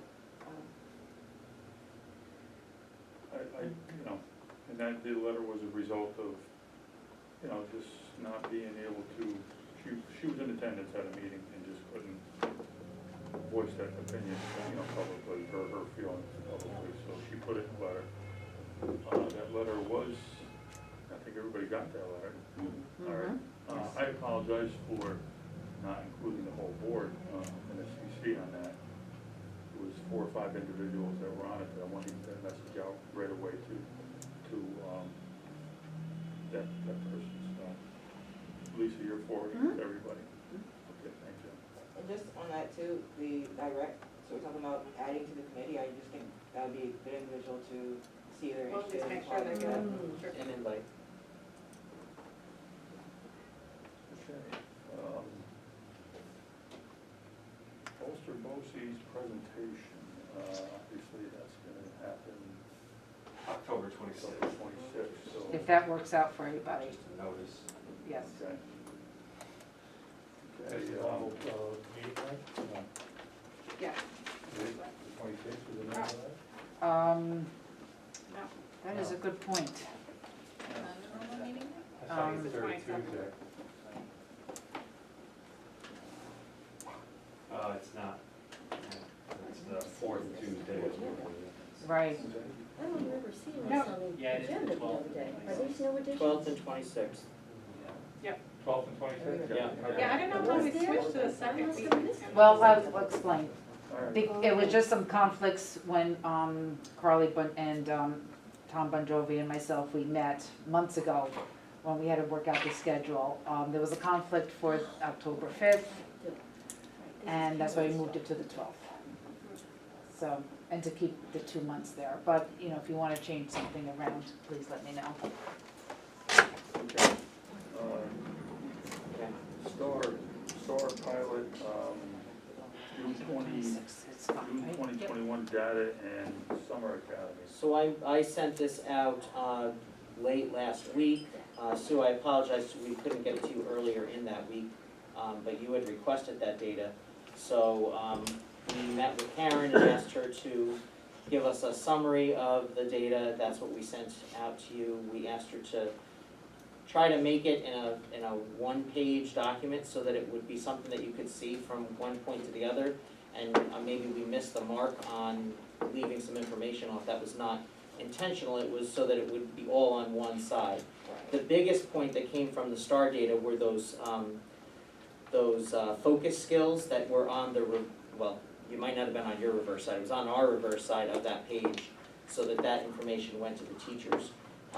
The other thing is that the teachers all have individual accounts with their students' names attached to them, so they can drill down the data on individual students. That would have been hundreds of sheets of paper to give you No. The individuals. So No. we did it more as a percentage. There's no, So right. then you had asked for some follow-up, so Sarah was working with Karen yesterday and today in amongst trying to get the COVID stuff to you. So we'll have that some by Friday. other information for you by Friday, Okay. all right? Yep, it's just the format that she presented last spring, that was really good because you could see the growth or the decline from one period to another, and I would really like to see that continued. It's, Well, I think you'll see it in a better way when we're, like, the STAR was the pilot, so now we have a baseline, and so you'll be able to see that information on a regular basis, and I think, did you That's- send those yeah. dates? I did. So I think I we'll have- responded to the whole board so that you'll, the first meeting, well, I'm not gonna say it right now because I don't have it, but, what, you know. You did send it though. Yeah. The both those dates will the definitely difficult thing with that one sheet that we sent you was that last benchmark. As we told you, those benchmarks are sort of encapsulating particular topics. So it's not necessarily a growth that you can see from the STAR to those benchmarks. Those were They're summative. So Summative. they're looking at particular units, whereas the STAR is looking more skills-based and they're And kind of longitudinally. comparing it, right, from time to time. And which is one of the reasons that we're now moving to just doing the STAR next year. this year. This year, yeah, right, now. Yeah. In fact, they should begin taking them next So year. your internal benchmark system has been abandoned, Yes, it really discontinued. It became For that purpose, yes. It became But some very teachers are, cumbersome. they are using some of the things that were created. Teachers do all kinds of assessment all the Right. time, but systemically, we've abandoned the internal benchmark. Yes. Yes, it just really didn't give us the information, the kind of information that we wanted to use. So that was about a 3-year effort that didn't hit the mark, It didn't, and and now That's we're been switching to discontinued. STAR. And it does seem, you know, we haven't had state assessments in a couple of years now, but what I'm seeing on the STAR results is similar to state assessments that we've received in the past.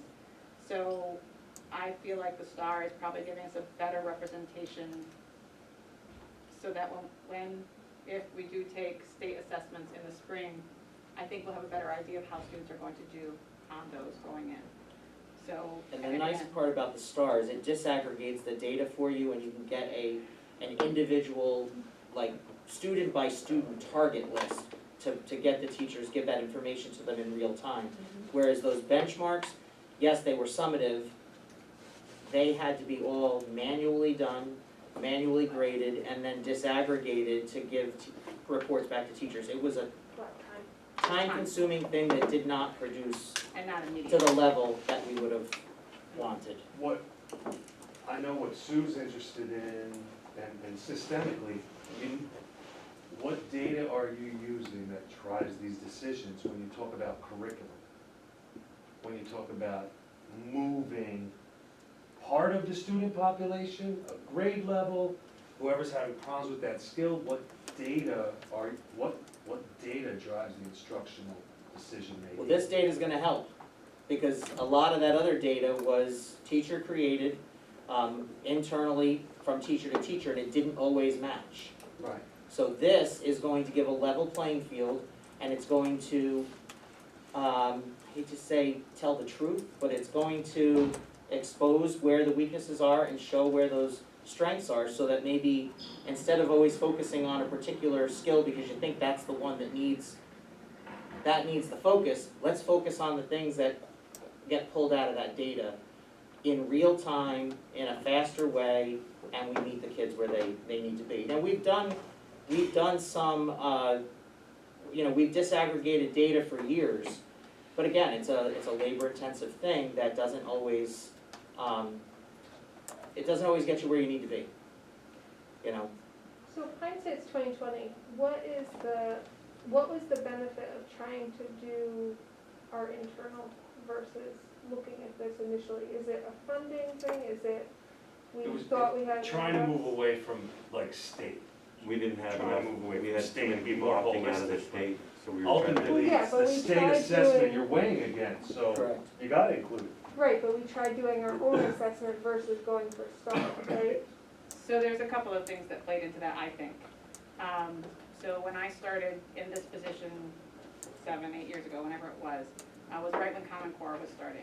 There was such a huge pushback against Common Core, and the STAR and the NWSDA assessments were very closely tied to those. Got into that. So Okay. there was a very Makes sense. negative Connotation. bias, yes, yeah, whatever, okay. within the teaching Makes sense. environment. On top of that, there certainly has been value in the benchmark assessments in teacher collaboration and looking at those and really looking at questions and thinking about how, how to Pedagogical assess. discussions, right? It Yes, fu- like, there's fuels been definite good value discussion.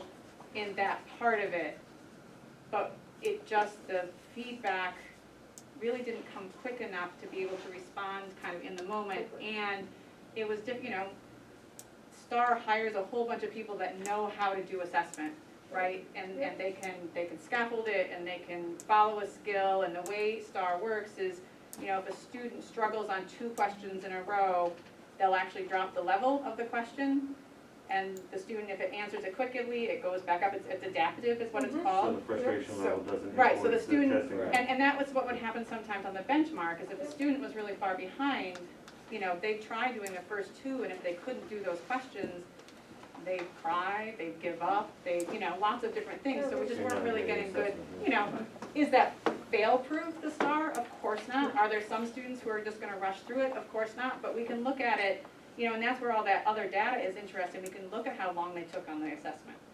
If they rush through it in 5 minutes, we know we're not really getting a true picture of what the student may or may not know, or, what other things might be indicated in them rushing through it that quickly. If they're doing really well, but they take the full, however long 30 minutes that it takes, what does that say about that student too? So, there's a lot of data that we can get from the STAR. Certainly, we're still going to continue to do not only our big summative type assessments, but of course the daily, the daily, in and out and quick kind of assessment as well. That's teachers, but managerially speaking, I think what Sue's getting at is there's value in data. But if you're looking at last year's data now, it's no good. I think that's what she Classes said. already set, the composition of the way the classes are, right, that's all done. So it's gotta come sooner to management to guide those decisions. Teachers are always talking about students, student performance, and making adjustments in their classrooms all the time, every day.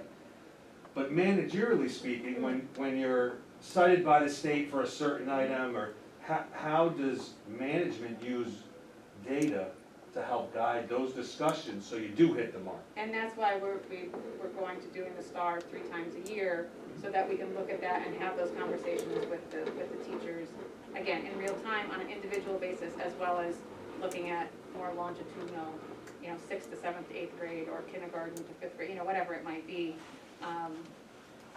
That's the information we'll use as administrators, in addition to, you know, other factors as well. We are doing this with both math and reading across the board. And certainly in reading at the younger levels, we still are doing dibbles and some of those things as well.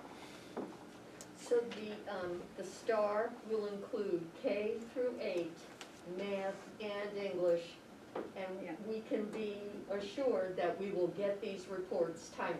Yes, on the dates that I gave to you, possibly Yes. sooner, depending. Yep, Part of it was I'll just there are print that some out. months where we only have one meeting, so it, you know, being able to get it all, The yeah. kindergarten is a combined thing, Yes, I saw that, Yeah. yeah. so yeah. that won't be Yeah. parsed out because Right, it's right. more of a Yeah. combination. And we are looking at using STAR at the high school level as well. Possibly just starting with 9th grade this year, just to do some diagnostic kind of work Yeah, with that it. would also be nice to get some reports with the high school performance Yeah, as well. and that, the high school environment is a little bit different, so, Yeah. Or maybe you know, kind of figuring out passing, how to, failing, yeah. and just, you know, everyone's leveled so much more in math by the time you get to high school, and so. Well, one of the reasons why we did this in June was so that there was a comfortability going into this year. So students have been through, if you've been here, you've been through it once. At the So elementary level. there was definitely a learning curve on how to sit for this type of assessment. So that's why we use the term pilot with that, because we don't wanna put too much emphasis, especially at the lower levels, because they've never had that kind of environment that they were using. But we feel that over, you know, now that they've had it once, they'll do it again now, they'll do it again in, you know, so many months, you know. Tell you, none of this stuff is going away, I'll tell you, because even like higher ed, they put, look, we're not gonna look at the SAT, we're not gonna look at the ACT. But I sat through several orientations as my son's looking for college. And even though they might say, well, we don't look at the ACT, when admissions talked about what we look at, grade is right there. Yep. Types of classes are right there, because they're primary, and they stated, all these two stated, because success in academics is the primary focus of higher ed, and then the other things. That's schooling, no matter what age. Correct. So this is here to stay, the regents here to stay, assessment here to stay, not going anywhere, even though they might knock off an ACT or ACT. Their primary admissions looks at, not only, but certainly looks at the types of grades you got, the types of courses you took, and what that looks like over your 4-year high school. Not going away. Yep. It's how we. So the summer academy, staffing wise, you know, I guess, how many staff for elementary and how many staff for the middle school, especially given that middle school is only 10 people? But just curious about the staffing as well as what was done structurally during those programs. I know in the past we've had presentations about the summer program, but just curious, you know, what happened during that time frame and that's supposed to staffing. And I'll support busing for those programs to increase access into the future. I believe we offered busing this summer, Right? and we did the year before, yes. Yeah, It's we just paid so for it too. surprising, so, you know. Well, you know, I If I do were think a that parent, this year, One of the things that we learned a lot this year with the summer program, and we heard it over and over again, whether it be administrators making the calls, teachers, Karen made a lot of calls, parents were like, this is my first opportunity that I get to go somewhere with my kid. So a lot of them would not commit, and so you have to honor that, like, they've been You cooped can't up. force them, it's Yeah, you voluntary. can't No, force it. it's just, But, it's, you know, you're inviting them for a reason that the children need Additional that time. ex, It's one of the yeah, only time, it's, yeah, especially with those early learners, exactly. how do you grab additional Yes, time? the Summer's- early learners, So maybe that's something going into this summer, Yes. hopefully it's not as challenging, right? I We're think learning it to was- live with COVID. I think it was living what we with were COVID. coming off of this year, I because think we've had better participation in previous years, I think. and we've never done middle school before too, so I do think that there's not even a kind of tradition of it at the middle school, so I do think that. But even outside of that, I know that as a family, it's harder and harder to get time to spend together as a family. Yes, it Where is. somebody's not, where everybody's not working, or somebody doesn't have a different commitment. So I know that the summertime has remained that kind of a sacred space. But And this is just so valuable. I understand, but families are also valuable, Sue, and if they're not, a child's not gonna listen to a parent that's never there, you know, and We could beat the drum, not everybody's gonna march. Yep. We'll continue beating that drum. It's just. no, I think we should encourage it, but I think we also have to respect families that wanna look out for their family, I think that's very important as well. Yeah, right, just thinking about this, how long was the program? It was only 2 weeks. 2 weeks. And then this, going back to the staff, how many staff for each? I don't have it with me. It was I'll have quite to. a few, if I recall correctly, I remember being really impressed.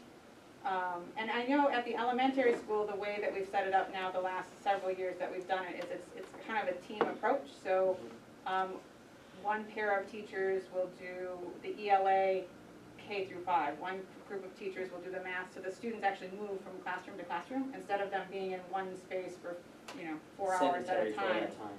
Yeah, and then they've done it, I know this year they did it, it was an Olympics theme the whole week, and so their activities were centered around that. Truthfully, I don't know as much right off the top of my head about the middle school program. And part of it too is there was competition sort of from the BOCES program, which was credit recovery. That was all virtual. So we did have quite a few students that participated on that because they could get course credit for it. Middle school? But there was a BOCES middle school program that you could do course recovery. Again, all virtual. So we did have quite a few students who had failed courses who took that and were able to regain credit. So our middle school program was enrichment slash, trying to, I don't want Can't do, it's hard to do enrichment and remediation, to. Sarah. Right, so, The two don't mix, so that's why we're Yeah. talking about targeted. Yeah. Yep. Mhm. We know how many students in middle school did the course recovery? I do, I don't have it with me, but yes, I have a chart that we got, every student in every grade. I'd say there was probably 20. Good. As Mike says, keep beating the drum. Moving on, we already did talk about the event. Yep. Yep. Again, if anyone's interested, just please shoot me an email. Okay. Public comments. Is there another, do we have another? I'm sorry. The NISTA convention. That's just- yeah. That was- Yeah, we already talked about that. Oh, it's this thing. I'm sorry. Before we get to public comment, and this is only gonna take 30 seconds. I think at the last meeting I asked about the website for the racial equity, but I see it's not updated. Yeah, so we have actually a high school teacher who is Judy, is specific to our direct committee this year, and so one of her charges is going to be to update that and keep it going, and so that every meeting, we're posting our minutes and doing all of that. So we'll be going with that immediately. Okay. 'Cause 2 weeks from now, I'm gonna look, and I'm expecting to see some kind of update. It stops it. Particular to the equity committee that we were talking about, or? It's on our website, you can review it, we talked about it the last time, it hasn't been touched, but whoever you assign it to, let's see some movement on that. Yep. Do they only have that one assignment, or is it overall the whole website? It is not the whole website. Because we've all noticed over time, things have been lacking within the website in general, like way out of, schedule and past, so. Just general content upgrade Right. across the building. Somebody has to have that assignment, if not, somebody needs to have that assignment. Okay, again, public comment. Mary This Ann? gentleman waiting? Are you waiting to say something? No? Oh, okay. I guess it's me then. I'm Neil Richter, lived here since 1977. I was here last month, as you know. And I want to apologize, first of all. I took my insulin, I'm diabetic, half hour before I came that night.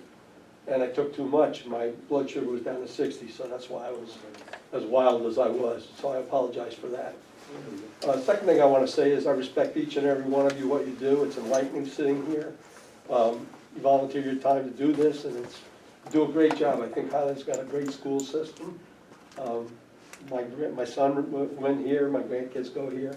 So that's the second thing I want to say. The third thing I'd like to say is I'd like to congratulate Mr. Freer. And I'm doing that on a personal note because he was so kind to my wife through all of my son's illness, and my son passed. And you couldn't have been better, and I'm so proud that you got this job. I really am. The reason I'm here tonight, Pastor and I talked, as you know, and I don't take back anything I said that night, by the way. I did watch it, and I know I was over the top, but I don't take back anything I said. I don't think anything that I said was out of line, and certainly I don't think the pastor was out of line. And I'm just wondering if anything that we said to you that night, did anybody look into critical race theory as we asked? Did anybody look to see what you're doing here? And this Dr. LeBlanc, I've read a lot about him. I read Mr. Bon Jovi wrote a big note about him, what he's doing. I'd be very interested. I'd love to talk to the man and sit down and talk to him if I could, just on a one-to-one basis if he'd do it. Because again, I hope you understand, and Pastor Juan, we met the next day, all the people that were here that night, we had a roundtable discussion about, did we give you the wrong impression? Did we give you the impression that we're not for equality? Because that is absolutely not why we were here, why I'm here. We want everybody to be equal. But what we've seen is our research has done, if you study critical race theory, in fact, I'd like to ask you all, I wrote a 3-page letter the next day, and I addressed it to the district clerk. She told me she never saw it. Did anybody here see my letter? And I asked every one of you to read it. I don't know how that could be. I put it in the post office myself. Yeah. She said she saw it, I saw a copy of it. but nobody else saw it. And what it was, I expanded on what I had said the night before, in a much calmer fashion, of course. And I cited. You weren't that over the top, just to let you know. I Okay. didn't think you were, Well, just I was. because Cheryl yelled No, at you. I was. You weren't that over the top. I'm gonna tell you right now. Cheryl just You're shook her all right. head when she watched it. You're all right. Well, again, I apologize if I was, but anyway. But that bothers me, the fact that I sat down, wrote a 3-page letter, asked every one of you to read it so that I could come here again and see your thoughts on that. And I'm finding out nobody read it. I don't understand it. That bothers me. So whoever got it, give it to. I did not get it. I did not I get it. addressed it to her, sent Somebody it got right it. here. Victoria mailed did. it. I asked him to please check your computer, and I gave him my email I'll see, I address. typed it on my and computer, I to don't know if I retry saved it. it, if I did. But basically, I expanded on what we were talking about that night, and I, offered a lot more in the research that I've done to point out what is wrong with this critical race theory that's spreading like wildfire. And I don't know if you noticed, any of you know 2 days ago, 9 politicians in this state suggested that we put a ban on critical race theory in this state. Did you see that? Any of you? You saw it? Yeah. Very good. And it's a very, very I take it so seriously, and that's why I'm so passionate about it, because go ahead, I'm sorry. Did you hear that critical race theory was being taught in the schools? Like, I understand you're passionate about it, but what's the nexus with Highland Public Schools? Well, what I'm saying is, I believe that critical race theory has filtered into this school system. And I believe it based on things that I've talked to my own grandkids, things that I've talked to other people, what I'm hearing. I was a school bus driver here for a year, and what I'm concerned about is, like this Dr. LeBlanc, for example. He talked to everybody. I didn't even ask my wife. She was at the meetings, obviously. I didn't ask her one word about what the man said. But why isn't this being put out to the community, what he's saying, what he's directing? Apparently he's directing, and this equality committee, that's the first I've heard of it. May I ask what that is? Sure, that's a committee that we started last school year, the Yeah. beginning of the school year, and we put it out through social media. We Yeah. talked about, and actually we talked about pretty much every meeting, every board meeting, we reported on the work that we did. Mm-hmm. This is a committee to talk about inclusivity in our district. So making sure that all of our students feel represented and feel Okay. that they And have. on the surface, I applaud you. But that was also in direct response to a group of over 70 students coming to us with testimonials about. That's one to watch Incidents. online. About Excuse me, incidents. let me listen to what he said. No, but that's please. what Mike is saying. So these were students who came to us with testimonials about instances of racism, of bias, of. Racism by who? Against them by other students. By And other the building- students, And okay. other, and Or people, adults, staff members. It's on the files if you wanna watch it. It was a very powerful meeting, and the fact that the students came of their own volition, nobody put them up to it. They came and asked us to change the environment. So this isn't, I think we tried to express that night, that this wasn't a choice of curriculum. Yeah, but This is a choice. here's of what I'm transition. worried about. Here's what I'm worried about. And again, I'm not saying that didn't happen. I'm not saying that I'm not saying, for example, that there's no racism in this country. There is. But I will say this, racism goes in all directions. I was a school bus driver right here. This isn't to point in one direction or another. And Dr. But it LaFont's- is. Critical No, race Dr. theory does. Dr. Critical LaFont's- race yeah. theory, Can't, if I could, No, we shouldn't. be okay, I'm sorry. discussing. But critical race theory, if you go and look at critical race theory, and then they've changed it, as Pastor Joe explained to you, it's now being called different things because everybody reacted to it. But what it says is, there are two types of people in this country, oppressed and oppressors. So I'll leave it to you all to, who do you think the oppressors are? And this is what I'm worried about, and this is what we were worried about. And it's something that's all across this nation. The thing I wrote in my letter, which was brilliant, I thought was a very literate woman that wrote, when Thurgood Marshall, Supreme Court Justice, black Supreme Court Justice, one of the things he did before he was Supreme Court Justice, he gave dolls to children, one black and one white. And he asked children, young children, to tell about these dolls, and everything about the black dolls they were saying was bad. And that was horrible. And that's one of the things that got Thurgood Marshall to change the way things were, and he eventually, great man, got on the Supreme Court. But this lady that wrote about that also then wrote about critical race theory. What it's doing, it's now reverse racism, because it's making people, children, this is what I'm worried about, it's being taught from 3rd grade to 12th grade. What's that? 2 more minutes. Couple minutes, come on now, please. Well, what I want to know is, Mike, excuse me, I don't know if I'm allowed to ask you a question, but Go ahead, I can answer. when I was here last month, you were saying, I didn't know anything about this. Did you do any research, or has anybody looked into this? Or did we just waste our time, Pastor and I? You didn't waste your time. Okay, You voiced a concern you had. Yeah. A community value. yeah, Which I believe that same night we said, many of us share that same value. Critical race theory is not being taught in our schools. If you heard something or something concerned you about your grandchild's education, the first contact for the parent is the teacher. Talk about it.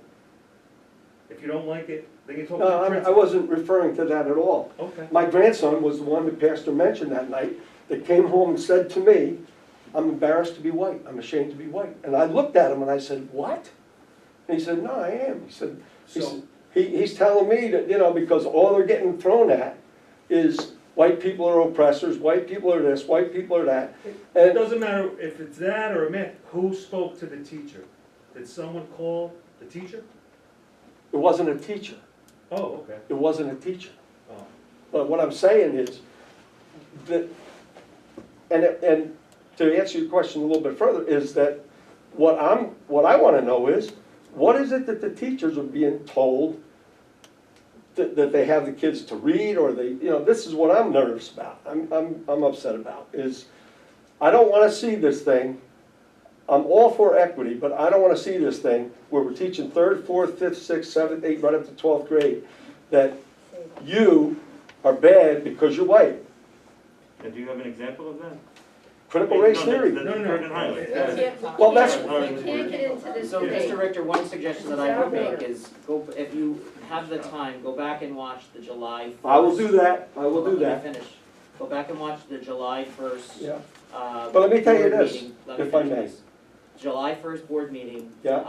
All of the committees presented on the work that was done all year, and Okay. Dr. LeBlanc was at that meeting as All well. right, I will do that, I So, promise.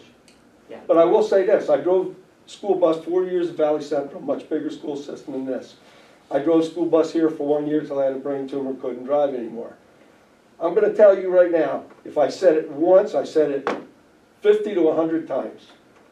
The N-word was used by blacks against other blacks all the time on my bus. I was always scolding them, calling each other that, and it was astonishing to me. I was like, what are you Frank, what are you doing, you know? Yeah, but And, you don't say that every black kid is doing that. I'm not saying every black kid, but what I'm saying is that word was used by them, you know what I'm saying? And I was astonished by that. We're gonna have to stop. Sarah, do you have, what was the date that, the students presented to the board? I think I think it was July. May. I was thinking the It same. was July. July It was a reorg 2018. meeting. Oh, Is that's that still what it was. available Yes. online? I'm sorry, Again, 2000. Is that available online still? or is it- They are, I all the don't- meetings are live streamed, is that what you're referring to, So the I board was just meetings? wondering- I don't know how far back they go though. So they, just, They go back I think pretty it was far. July of It was 2020. July Mr. 20. Richter, you have my number here at the Yes. school, if you have any questions trying to find it, Yes. okay, you can contact Okay. and the me. only reason I bring this up, and this will be my final point on this. Yeah. Because I understand from your point of view, you think that there's something surreptitious going on. Why is Dr. LeBlanc here? What is the motivation? That occurred directly as a result of the meeting with the students. The reason Dr. LeBlanc was brought into the district was in direct response and a promise to the students that we would do our best to remediate the situation that they found to be untenable and to create an environment that they thought was safe. Now, There was no, I'm just saying, there was no overarching or nefarious purpose other than to address their concerns, the students themselves. That was the entire. we're really talking about two different things at this moment in time. We were trying to solve that problem there, and then all of a sudden, whatever the talk is about CRT was in the background and moving forward, and you're hearing little things here and there. well, it's all over the country, I mean, it really is. You know, It's really is. If you really look at it and do your I would be- research, but I would really be interested in seeing your letter, so if somebody, do you still have it? I don't know if I do, but I will go back. and I'm gonna and see if I look. saved it on my computer. Please, right. I'd be very interested I in will. reading it, Yeah. as I was interested in reading a letter from another. And So- I'm not a guy that looks at Fox News and takes what they said. CNN, Fox, none of that. No. I really did a lot of research. We have one guy at the church, Ken, did 40 hours on it. He came back and he was totally saying, nah, it can't be that good. He came back, he was astonished. He said, you know, it's a plan, and it's a plan by well-organized, brilliant people, Harvard grads, this thing, and it's a social, I don't care what anybody says, it's a socialist program that is being put into schools, and I don't wanna see it come here. No, have all seen that and heard that, Yeah? and at this point in time, I don't believe it is in our schools. Yeah. In any way, shape, or form. And- Well, I'm gonna educate myself, I'm gonna do what you said, And I and, have personally asked to be made aware of if there is that going on. So, again, I have asked people, yeah, and I've been assured that no, it's not happening, and I gotta Okay. take that for face value. So, I respect all of you, so I will, you know, it's astonishing to me that more people aren't coming here to you in the community, because I know I talk to people all the time that are aware of this, and they're you're saying, more than welcome to. yeah, I understand. Come to me, so, Yeah. at this point, Well, I thank you again for my no, time. you're Thank you. fine. You're Thank fine. you very much. Any other public comment? Is there any other public comment from it? All right, motion to adjourn. Any other? Good. Thank you. We can have conversations, we're in the community, you Say again? can contact any one of us. Yeah, well, that's why I wrote the letter, I was hoping you would read my letter. You know, honest truth, I didn't ask for it. Okay, no, I know, No, I told you after. absolutely.